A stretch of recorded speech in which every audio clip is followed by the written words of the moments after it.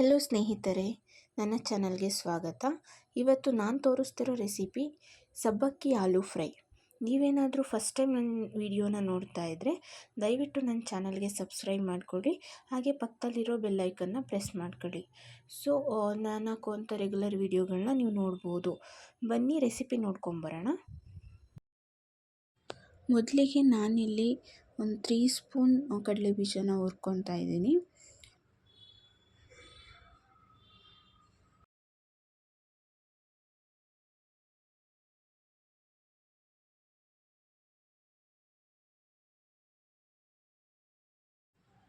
ಕಡಲೆ ಬೀಜ ಸ್ವಲ್ಪ ಹುರಿದಾದ್ಮೇಲೆ ಅದನ್ನು ಗ್ರೈಂಡ್ ಮಾಡ್ಕೊಳ್ಳೋಣ. ನಂತರ ನಾನಿಲ್ಲಿ ಸಬ್ಬಕ್ಕಿ ತೊಗೊಂಡಿದ್ದೀನಿ, 3/4 ಕಪ್ ಸಬ್ಬಕ್ಕಿ ತೊಗೊಂಡಿದ್ದೀನಿ. ಇದನ್ನು ನಾನು 2 ಅವರ್ ಮುಂಚೆನೇ ನೆನೆಸಿಟ್ಟಿದ್ದೀನಿ. ಅದನ್ನು ಒಂದು ಬೌಲ್ಗೆ ಹಾಕೊಳ್ಳೋಣ. ನೆಕ್ಸ್ಟ್ ಇದಕ್ಕೆ ಗ್ರೈಂಡ್ ಮಾಡ್ಕೊಂಡಿರುವಂತಹ 3 ಸ್ಪೂನ್ ಕಡಲೆ ಬೀಜದ ಪೌಡರ್ನ ಹಾಕ್ಕೊತಾ ಇದ್ದೀನಿ.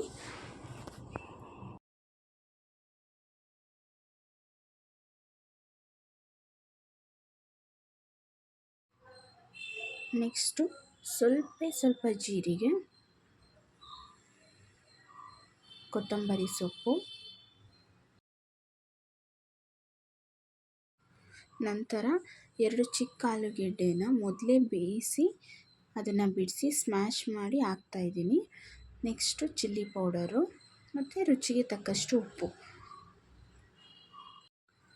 ಒಂದೇ ಒಂದು ಚಿಕ್ಕ ಹಸಿಮೆಣಸಿನ್ಕಾಯಿ. ಇದಿಷ್ಟನ್ನು ನಾವು ಚೆನ್ನಾಗಿ ಕಲಿಸ್ಕೋಬೇಕು. ಅದು ಸ್ವಲ್ಪ ಉಂಡೆ ಕಟ್ಟೋ ಥರ ಆಗಬೇಕು, ಆ ಲೆವೆಲ್ಗೆ ನಾವು ಕಲಿಸ್ಕೊಳ್ಳೋಣ.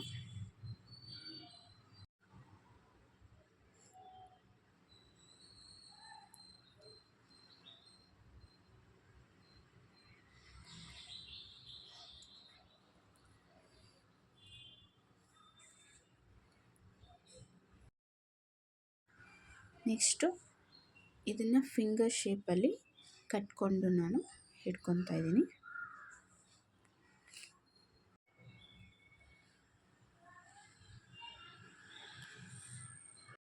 ಈ ರೆಸಿಪಿ ಬಂದು ಈವ್ನಿಂಗ್ ಸ್ನ್ಯಾಕ್ಸ್ಗೆ ತುಂಬ ಚೆನ್ನಾಗಿರುತ್ತೆ. ಮಕ್ಕಳುಗಳು, ದೊಡ್ಡವರು ಎಲ್ಲರೂ ತುಂಬ ಇಷ್ಟಪಟ್ಟು ತಿಂತಾರೆ. ಸೊ ತುಂಬ ಈಸಿ ಕೂಡ, ಕಡಿಮೆ ಇಂಗ್ರೀಡಿಯೆಂಟ್ ಆಗುತ್ತೆ. ಸೊ ಬೇಗ ಕ್ವಿಕ್ಕಾಗಿ ಮಾಡ್ಬೋದು. ನೋಡಿ, ಮೊದಲೇ ಈ ಥರ ಎಲ್ಲನೂ ರೆಡಿ ಮಾಡಿ ಇಟ್ಕೊಂಡ್ರೆ ಒಟ್ಟಿಗೆ ಎಣ್ಣೆಲಿ ಕರಿಯೋದಕ್ಕೆ ತುಂಬ ಈಸಿ ಆಗುತ್ತೆ. ಸೊ ನಾನೀಗ ಎಣ್ಣೆ ಕಾದಿದೆ, ಎಣ್ಣೆಗೆ ಹಾಕ್ಕೊತಾ ಇದ್ದೀನಿ.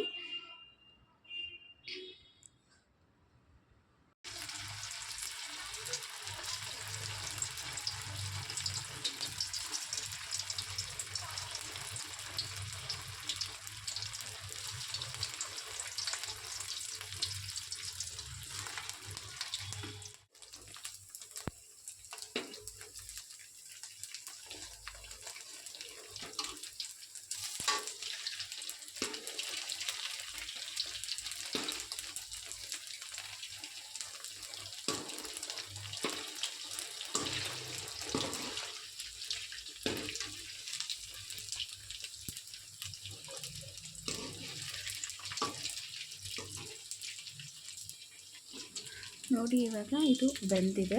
ಸೊ ನೀವು ತೆಗಿಬೋದು.